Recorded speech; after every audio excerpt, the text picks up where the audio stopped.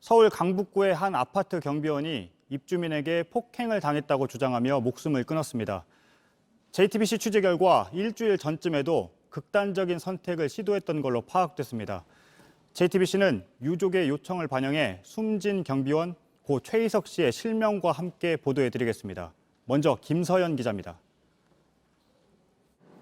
경비원 최희석 씨는 지난 4일 자신이 근무하는 서울 강북의 한 아파트 단지에서 어두운 모습으로 주민들에게 목격됐습니다. 주민들이 이유를 묻자 지난달 말부터 입주민 B 씨와 다퉜고 폭행을 당했다고 주장했습니다. 이때 주민들은 최 씨의 얼굴과 몸 상태를 보고 놀랐습니다. 코뼈는 부러져 내려앉았고 몸 곳곳에 멍이 들어 있었습니다.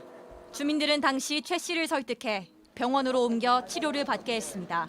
하지만 최 씨는 일주일쯤 뒤인 지난 10일 다시 극단적인 선택을 시도해 숨졌습니다.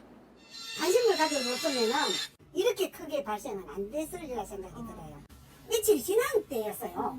마음의 상처를 받을 때도 다 받고 몸과 마음이 다 지쳐있을 때 알은 거예요.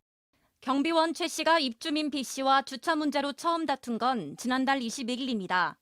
이때 최 씨가 이중 주차된 B 씨의 차량을 밀어 옮긴 후 B 씨로부터 폭행을 당했다고 주민들은 주장했습니다.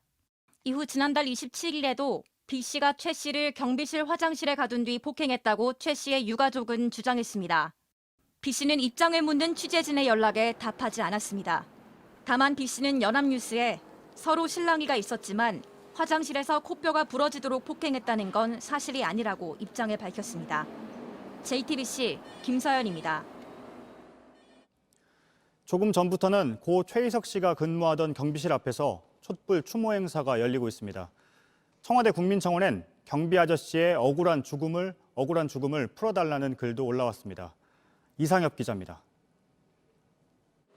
경비실 안쪽 구석엔 한 평 남짓한 화장실이 있습니다. 경비원 옷과 모자가 걸려 있고 물과 음식을 데워 먹을 수 있는 가전제품도 있습니다. 1년 가까이 근무한 최희석 씨의 일터입니다. 최 씨에 대한 안타까운 소식이 전해지자 경비실 앞에 꽃들이 놓였습니다. 끝까지 지켜드리지 못해 죄송하다는 글도 붙었습니다.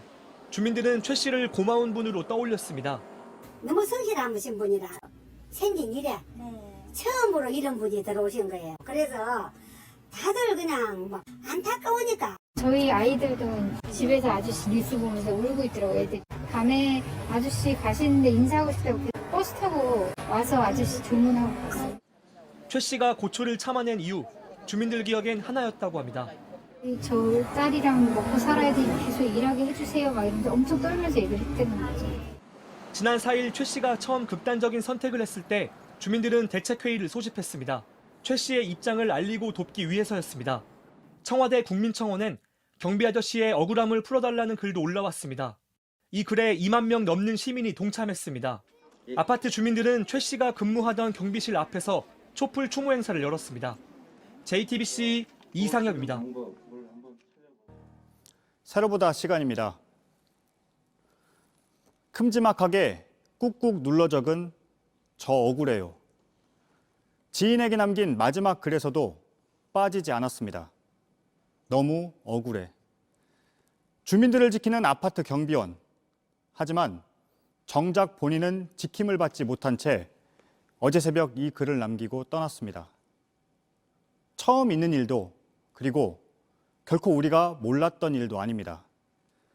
더 이상 죽이지 말라.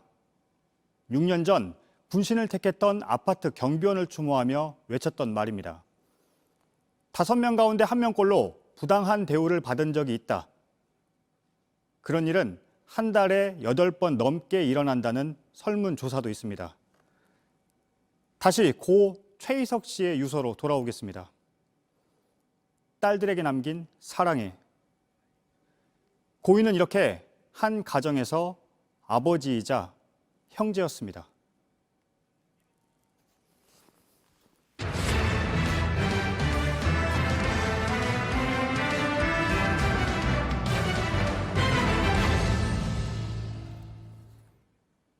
지금부터는 고 최희석 씨의 친형을 연결해서 이렇게 죽음까지 내몰려야 했던 상황을 들어보겠습니다. 당사자의 요청에 따라 친형의 실명은 공개하지 않고 인터뷰를 하겠습니다. 나와 계신가요? 네, 나와 있습니다. 네, 힘드신 상황에서도 인터뷰에 응해주셔서 감사합니다. 우선 고인이 네, 살아계실 때 형님에게 직접 네. 폭행, 폭언 사실을 털어놨다고 들었습니다. 동생분은 뭐가 가장 힘들었고 네. 모욕적이라고 하소연을 했습니까? 그동안 근무하면서는 즐겁고 재미있게 근무했습니다. 그러나 4월 21일부터 힘들다는 소리를 하면서 울면서 형 나 힘듭니다, 힘듭니다 그렇게 말했습니다. 예, 어떤 점이 힘들었다고 혹시 들으셨습니까? 언어 폭행을 하고 실질적으로 묻지마 폭행을 하고 그 말 한마디 한마디 무시하는 말과 그 엄청난 그런 언어 폭행으로 인해서 도저히 참을 수가 없고 생전 그 법 없어도 살 사람인데 그런 모욕을 당하고 그러다 보니까 그 이 사람이 그때부터 서서히 이건 아니구나 이렇게 생각한 것 같습니다. 예, 두 평 남짓한 경비실 안쪽, 그러니까 CCTV가 없던 화장실에 끌고 가서 폭행을 당했다.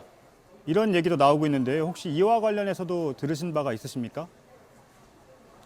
예, 그 동생이 퇴근해서 오면서 그런 말을 분명히 동생한테 들었습니다.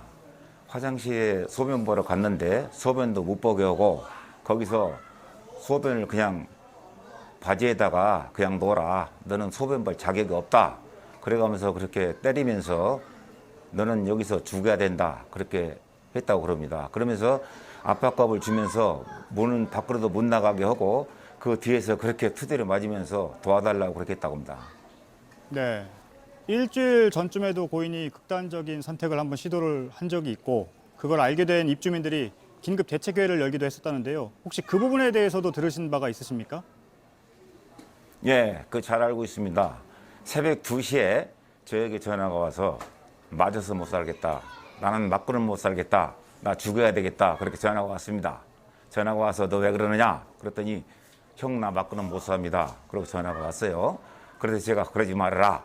그때 그 뒤로 전화를 안 받았습니다. 그래서 제가 이제 전화를 몇 번 했다가 안 받아서 이제 아침에 또 다시 전화를 했습니다. 그래서 전화를 받길래 너 어디냐 그랬더니 주민들이 얘가 이제 자살을 하려고 자기 근무지 그로 이제 올라가서 뛰어내리려고 하는데 주민들이 잡아가지고 주민들께서 보니까 코뼈도 보이고 다리도 보이고 얼굴이 엉망이니까 아이고 이거 안 되겠다 그래서 수일이 모 병원에 입원시켰습니다. 주민들이.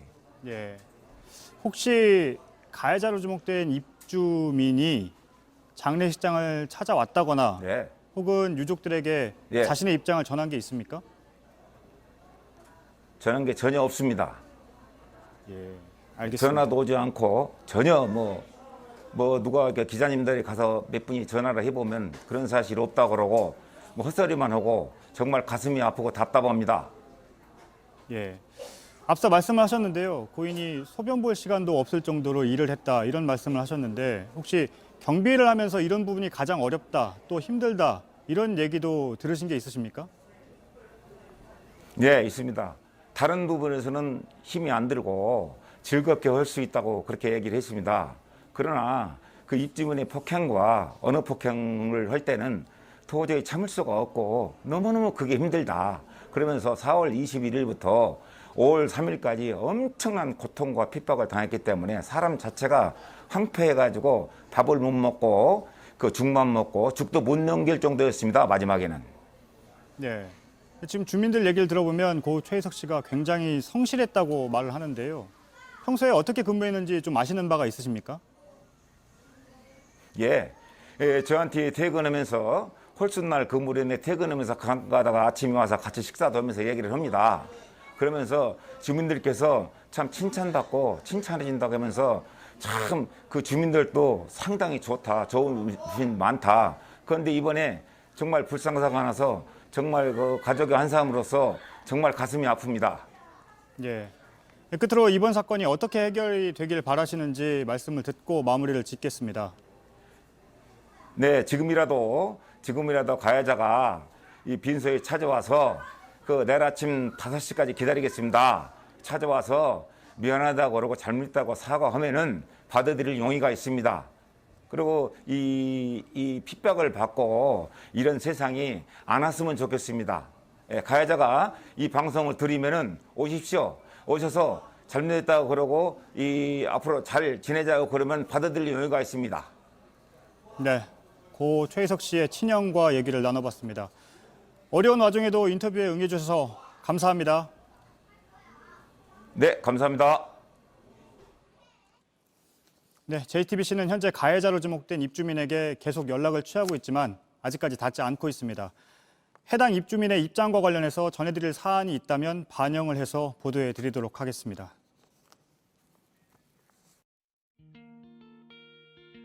그대는 나에게 소중한 의미였지.